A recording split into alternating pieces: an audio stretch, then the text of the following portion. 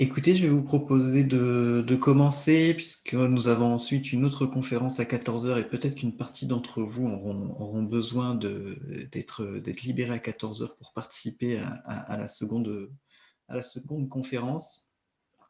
Donc, je me présente rapidement, je m'appelle Jérémy Le Cavelier, je suis chargé de développement à l'IAE Caen et j'accompagne aujourd'hui mes collègues Elisabeth Hainaut et Céline Duval, spécialiste de la formation continue et de la formation par apprentissage pour l'IAE Caen.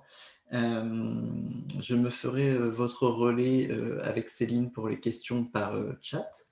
Et Elisabeth, je te laisse la main, ne t'inquiète pas. À 13h55, je prendrai la casquette du méchant pour te faire signe et te rappeler que nous approchons de la fin. D'accord. Mais à toi de jouer. Bonne conférence à tous. Eh ben, merci Jérémy. Donc, tout d'abord, bonjour à tous. Ravie de vous retrouver sur cette thématique qui n'est pas toujours passionnante, mais ô combien importante. Donc, merci à Céline qui va animer avec moi la réunion. Donc, je me présente, Elisabeth Thénault, je suis responsable du service formation continue au niveau de l'IAE de Caen. Et Céline, qui présente avec moi, est responsable de l'alternance. Voilà. Donc, on a choisi de vous parler des financements de manière relativement succincte, mais en essayant de balayer tout ce qu'il est possible. Et la manière dont on a prévu de le présenter, c'est de rentrer vous présenter ça par type de public, en fait. Hein. Donc, tout d'abord, les salariés du secteur privé. Donc, quand un salarié veut partir en formation, différents dispositifs sont possibles. Je vais tous les détailler après. Hein. Là, je les cite simplement. Le CPF, le compte personnel formation, le plan de compétences, qui est l'ancien plan de formation de l'entreprise, le CPF de transition, qui est l'ancien CIF, et la PROA que j'ai mis là, mais qui n'est pas un dispositif pour nous très intéressant, entre parenthèses. Quand je dis ça, c'est parce qu'il a plutôt vocation à financer des formations de premier niveau pour des gens non qualifiés. Et nous, sur la formation professionnelle à l'IAE, on est plutôt sur les diplômes qui vont de la licence au Master 2.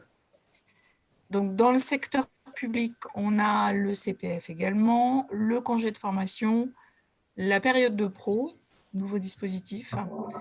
Et puis, je fais un petit focus évidemment sur les demandeurs d'emploi. Quand on est demandeur d'emploi, on a possibilité aussi de faire financer sa formation par le lien CPF, des formations qui peuvent être financées par Pôle emploi, par la région Normandie, on va en parler puisqu'on a des dispositifs particuliers, et un dispositif qui s'appelle le contrat de pro adulte.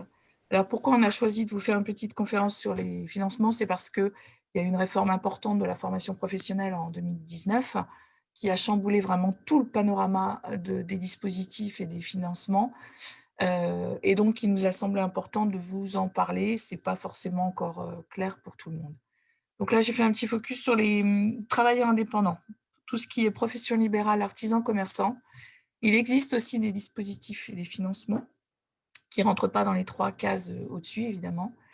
Là, c'est chaque travailleur indépendant cotise à la formation par le biais de contribution à la formation professionnelle. J'ai oublié un petit truc là. Ça s'appelle le CFP. Dès lors que la personne est en règle avec ses cotisations, elle peut solliciter les organismes où elle cotise.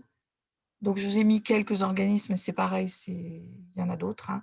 Le FIFPL pour les professions libérales, l'AGFIP pour tout ce qui est commerçant, l'AFDAS pour les métiers de l'audiovisuel, FAFCA, c'est pour les domaines de l'agriculture, IVA, horticole, viticole et compagnie. Enfin voilà, j'en ai forcément oublié, mais c'était pour vous dire que même en tant que profession libérale, il y a des possibilités de financement. Je vous fais un petit aparté, je suis désolée pour ma voix, ça ne doit pas être très agréable, j'ai une voix un peu cassée. Voilà. Alors, donc on va rentrer dans chaque dispositif. Donc le compte personnel formation. S'il y a des personnes qui ont une petite antériorité dans la formation, qui sont salariées depuis un petit moment, avant ça s'appelait le DIF, hein, le droit individuel à la formation. Le CPF, donc chaque salarié, secteur public, privé, demandeur d'emploi, en activité, a droit en créant son compte formation. Donc là, aujourd'hui, tous les comptes sont créés. Il a le droit d'avoir un budget de formation qui est de 500 € par an maintenant, 800 € pour un demandeur d'emploi. Les comptes plafonnent à 5 000 € d'ailleurs, hein, ça ne va pas plus haut. 5 000 € pour un salarié et 8 000 € pour un demandeur d'emploi. Avec ce CPF, le salarié et le demandeur d'emploi peut utiliser ce dispositif pour faire financer une formation dès lors qu'elle est inscrite au répertoire national des certifications professionnelles, c'est-à-dire une formation reconnue comme telle. Voilà. Il a une latitude pour utiliser cet argent. Ça ne passe pas du tout par son employeur, c'est vraiment une démarche qui est individuelle. Voilà. Il peut demander à son employeur d'abonder, c'est-à-dire de mettre de l'argent en plus sur le compte. Si par exemple la formation fait 6 000 €, que le salarié n'a que 4 000 € sur son CPF, il y a un delta évidemment à prendre en charge.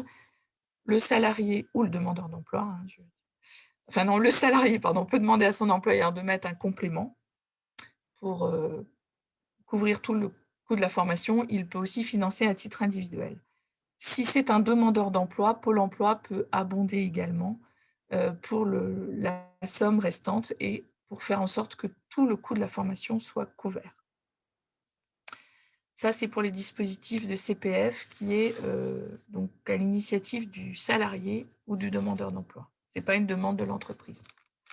On a un deuxième dispositif qui n'a rien à voir, qui est le plan de développement de compétences. Là, c'est complètement à l'initiative de l'employeur. L'employeur, aujourd'hui, a une obligation de former ses salariés. Il y a une obligation en fonction des outils utilisés dans l'entreprise. Il est évident que si vous avez un nouveau matériel informatique qui arrive dans l'entreprise, l'employeur a obligation de vous former. Il doit aussi, l'employeur a une obligation que le salarié puisse être employable. Ça veut dire, enfin, maintien dans l'emploi. Ça veut dire que si des formations sont en disparition, si des emplois sont en disparition, l'employeur doit anticiper cela et au travers de son plan de formation, prévoir la formation de son personnel sur éventuellement d'autres emplois, mais pour que le salarié soit toujours en activité et puisse être employable. C'est pas très beau comme nom, mais j'en ai pas d'autres qui viennent en tête. Sur le plan de développement de compétences, donc à l'initiative de l'employeur, le salarié peut aussi, lors des entretiens professionnels, évoquer un souhait de faire une formation, un besoin, et l'employeur peut tout à fait y répondre favorablement. Ça peut être aussi une discussion conjointe lors des entretiens professionnels. C'est d'ailleurs fait pour ça. Voilà. Et là, par contre, c'est l'entreprise qui finance la formation. Elle finance les salaires, elle finance la formation pour le salarié qui part en formation. Après, on a un autre dispositif qui s'appelle le CPF de transition. Alors, excusez-moi, oui, je ne vous ai pas précisé quelque chose. On verra si on a le temps de poser des questions après, mais sinon, bien évidemment, Céline et moi sommes présentes sur la porte ouverte tout l'après-midi encore et on aura nos coordonnées. Hein. Donc, n'hésitez surtout pas à revenir sur des points. Et bien évidemment, vous aurez peut-être aussi envie de parler de votre situation à vous et qu'on puisse vous aider dans votre montage de dossier. Donc, le CPF de transition, projet de transition pro, si vous avez été pareil, hein, si vous avez un petit peu de bouteille, entre parenthèses, comme moi, vous avez connu un autre dispositif qui s'appelait le CIF, le congé individuel de formation. Il est remplacé par ce projet de transition pro. Hein, les FONGICIF ont disparu et s'appellent maintenant des opérateurs de compétences. Le projet de transition professionnelle, là, c'est plutôt une démarche qui vient du salarié de pouvoir se former et de pouvoir évoluer professionnellement et se réorienter éventuellement. C'est plutôt des projets qui ne relèvent pas directement du plan de formation de l'entreprise. Voilà. Vous avez une entreprise qui ne veut pas vous accompagner dans un projet de formation parce qu'elle n'a pas d'autres emplois ou d'autres propositions d'emploi à vous faire. Vous avez envie de vous former, ça peut être une démarche vraiment personnelle et vous pouvez utiliser ce CPF de transition, moyennant certaines conditions.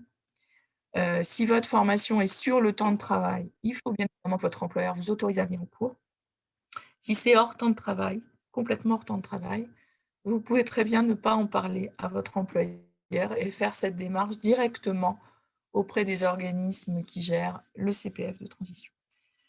Dans le meilleur des cas, le CPF de transition va prendre en charge vos salaires, le coût de la formation, les frais de déplacement, tout ce qui est inhérent à votre projet de formation. Je dis dans le meilleur des cas parce qu'après, il peut y avoir ce qu'on appelle des cofinancements. Vous pouvez aussi, vous, participer à ce financement puisque, malheureusement, ce n'est pas forcément la totalité qui est prise en charge.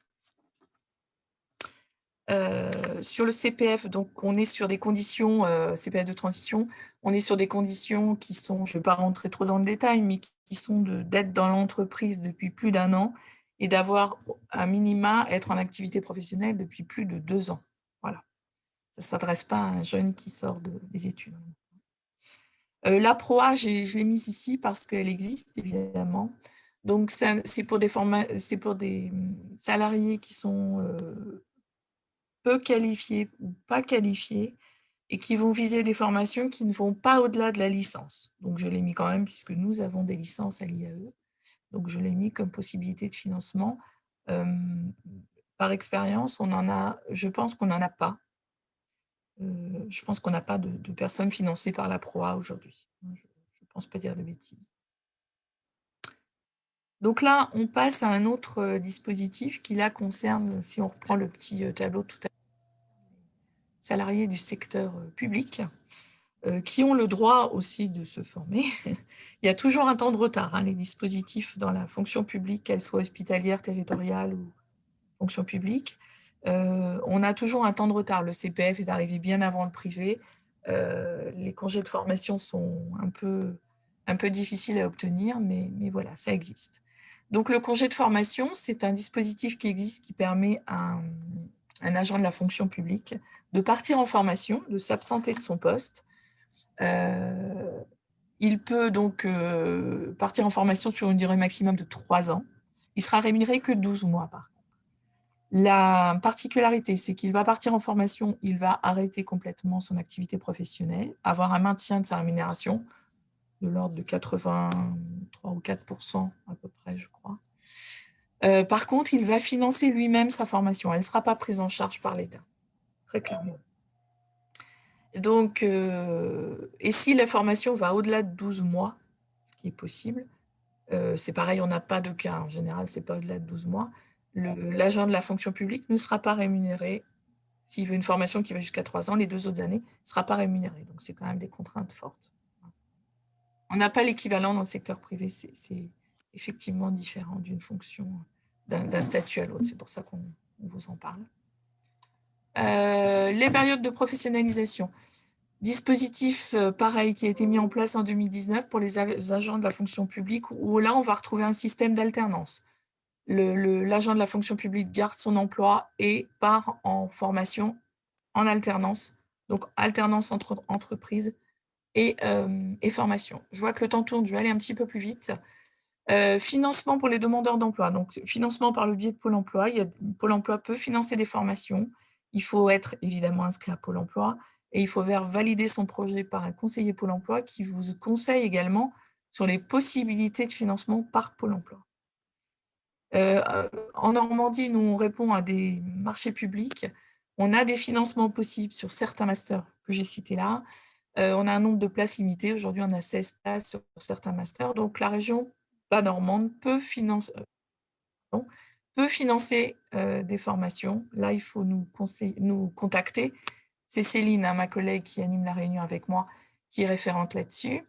Et on a des qualifs individuels, c'est-à-dire que quand ça ne rentre pas dans les marchés publics, vous souhaitez faire une formation en licence, par exemple, il est possible, sous certaines conditions, évidemment, d'avoir des financements par la région. Là, je vais passer la main à Céline sur la partie alternance. On a voulu en parler aussi, puisque de plus en plus, on a des étudiants qui souhaitent une alternance, avoir une rémunération et se former tout en travaillant. L'État a fortement là-dessus et a débloqué beaucoup de fonds sur l'apprentissage l'an passé.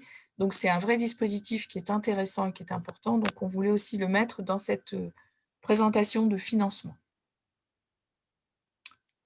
Donc, Céline, je te passe la main. Oui. Très bien. Donc, bonjour à tous. Céline Duval, donc je suis responsable de l'alternance et puis effectivement référente sur les programmes région. Donc, concernant, donc je vais faire assez vite, hein, puisqu'il nous reste quand même peu de temps. Concernant l'alternance, donc c'est quoi? C'est obtenir un diplôme, acquérir une expérience professionnelle tout en étant rémunéré.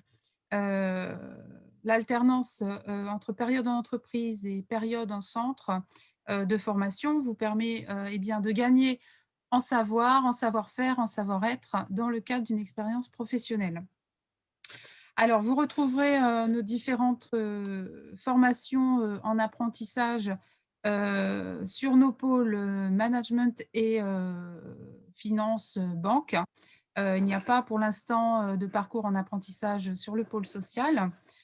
Donc, l'alternance, c'est quoi? Donc, c'est 2 contrats possibles, le contrat d'apprentissage et le contrat de professionnalisation. Donc là, sur la slide que vous voyez à l'écran, eh bien, c'est les différences qui existent entre un contrat et l'autre. Donc, je ne vais pas tous les citer, mais c'est un document qu'on peut vous transmettre. Dans ce qu'il faut retenir, eh bien, donc le contrat d'apprentissage est destiné plutôt à la formation initiale. Donc, il faut que vous ayez entre 16 et 29 ans révolus. Le contrat de professionnalisation, en revanche, est plutôt sur de la formation continue de 16 à 25 ans, plus les demandeurs d'emploi de plus de 26 ans. Et donc, eh bien, à ce titre, bon, alors les droits sont donc différents hein, selon un statut ou l'autre. À ce titre, vous êtes de toute façon salarié de l'entreprise et votre formation peut être financée donc, par l'entreprise. Alors, il y a souvent aussi des questions par rapport à la recherche d'entreprise. Alors, j'ai plus le slide, mais c'est pas grave, je vais juste le slide suivant peut-être. Donc, par rapport à la recherche, souvent les questions, c'est est-ce que je peux rechercher une entreprise avant de savoir si je suis, est-ce que je suis toujours, oui, avant de savoir, voilà, si je suis reçue, si ma candidature est reçue, eh bien oui, hein, vous pouvez tout à fait rechercher une entreprise en attendant. Donc nous avons à l'IAE une cellule relations entreprises, donc avec ma collègue Sophie Picot, qui peut vous renseigner à ce sujet-là. Donc, il y avait une slide avec ses coordonnées. Je ne sais pas où elle est. Excuse-moi, c'est pas grave. j'arrive tout de suite. J'arrive. Donc, je vous laisse son adresse mail. Donc, c'est sophie.pico@unicamp.fr qui peut vous aider dans la recherche d'entreprise ou en tout cas vous renseigner sur le marché du travail. Voilà. Bon, après, je ne vais pas aller trop dans le effectivement, merci, voilà, sophie.pico@unicamp.fr hein, pour la recherche d'entreprise. Voilà, ça a été assez bref. Évidemment, donc, comme disait Elisabeth tout à l'heure, nous sommes à votre disposition cet après-midi hein, si vous souhaitez discuter de vos cas particuliers, donc via le Zoom hein, sur le stand du salon. Voilà, merci beaucoup.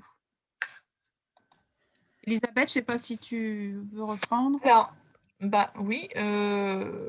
Donc, je n'ai pas regardé les questions, Jérémy.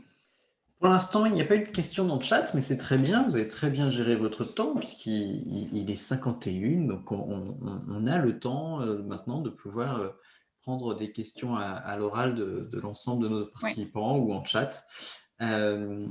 Allez-y.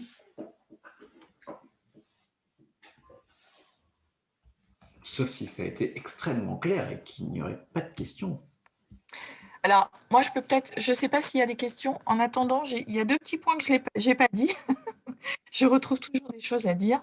Quand vous êtes salarié, demandeur d'emploi, que vous vous posez des questions sur votre projet de formation, sur votre avenir professionnel, sur voilà, ce que vous pourriez faire dans votre vie future, changer ou pas, enfin bon, toutes les questions qu'on peut se poser dans une carrière, vous avez un nouveau dispositif qui existe, qui est le CEP, Conseil en évolution professionnelle. C'est gratuit. C'est moins lourd qu'un bilan de compétences, qui prend longtemps, un bilan de compétences. Mais nous, on vous conseille vivement de le faire si vraiment vous êtes à vous interroger sur, voilà, sur ce que vous pourriez faire. Ça peut vous aider dans vos réflexions, dans vos démarches. Voilà. N'hésitez pas, il y a des OPCO, des organismes, hein, ça peut être Pôle emploi, l'APEC, des organismes qui s'occupent de ça et sur lesquels on peut vous donner d'ailleurs les coordonnées sans aucun problème. Et puis, voilà, c'est moins lourd que le bilan de compétences, hein. Le bilan de compétences va plus loin et plus fouillé, plus approfondi, hein, ça ne le remplace pas. Voilà. Merci, Elisabeth. Céline, est-ce que tu aurais une information complémentaire? Non, pas pour l'instant. Il nous reste du temps pour des questions. Une question de Madame Siepli Sylvie. Une question sur l'accès au contrat d'alternance si on est de nationalité étrangère. Alors ça, c'est une vraie bonne question. Donc il faut avoir autorisation pour travailler en France. Donc déjà, il faut avoir le bon visa pour venir travailler en France, puisqu'avant tout, les étudiants signent un contrat de travail. Très bien, merci. Est-ce que je réponds, Sylvie, à ta question? Parfait. On a eu la réponse à la question. Est-ce qu'il y aurait d'autres questions? Oui, Julie. Quand on a trouvé une alternance, comment fait-on pour le côté administratif auprès de l'IAE? Céline, je Oui, vois que tu es de retour. Est-ce que excusez-moi. tu as eu la Oui, question? j'ai eu une coupure Internet. Pas de souci. Eh bien, il faut faire votre dossier de candidature. Je ne sais pas si vous l'avez fait, hein, mais dossier de candidature et puis il faut nous contacter en parallèle. Donc, vous pouvez voilà, nous appeler. Alors, oui. Ensuite, on puisse établir effectivement, mais une fois la candidature acceptée, qu'on puisse établir un contact avec l'entreprise et la convention, etc. Alors, dans tous les cas, on n'en a pas parlé, hein, mais dans tous les cas, le financement, c'est une chose, mais le dossier de candidature, c'est la priorité, hein. C'est-à-dire que ce qu'il ne faudrait pas, c'est que vous ayez trouvé, je parle de la formation continue, même de l'alternance, hein, que vous ayez trouvé et le financement et l'entreprise et que vous ne soyez pas admis en formation. Donc, la première des choses, c'est de faire votre dossier de candidature suivant les diplômes. Vous avez toutes les infos sur le site avec les dates limites pour déposer vos dossiers, les conditions et autres, parce que bien évidemment, il faut avoir un avis favorable puisque c'est sélectif au niveau de l'entrée à l'IAE. Il faut avoir un avis favorable pour pouvoir entrer en formation. Donc, vous pouvez faire vos démarches vis-à-vis de l'employeur en parallèle, mais surtout, n'oubliez pas de faire votre candidature et dans les temps impartis pour la formation continue, hein, pure et dure. Vous avez des commissions qui sont à la fin de chaque mois, de maintenant, hein, de fin février jusqu'à fin juin. Évidemment, au fur et à mesure où les commissions se réunissent, il y a de moins en moins de places, hein, donc ne tardez pas trop pour faire votre dossier. Et sur les parcours en alternance, les diplômes sont indiquées les dates de commission, hein, puisqu'elles ne sont pas communes, hein, vraiment chaque diplôme a ses campagnes de recrutement. Merci, Elisabeth. On arrive à 5 minutes avant la fin de la conférence initialement prévue. Naturellement, celles et ceux qui n'ont pas de contraintes et qui n'avaient pas besoin de participer à la conférence de 14 heures, je vous invite à rester ici si vous avez des questions pour pouvoir échanger avec Elisabeth et Céline. De mon côté, je vais vous quitter. Encore une fois, merci beaucoup d'avoir participé à cette conférence. La journée continue, les portes ouvertes continuent toute l'après-midi, donc n'hésitez pas à vous balader sur le salon, à contacter les conseillers, à aller au plus près des formations dans lesquelles vous vous projetez pour aller capter le plus d'informations possible. Et on espère que cette journée aura été enrichissante et qu'on pourra se rencontrer à la rentrée et commencer l'aventure ensemble. Merci beaucoup.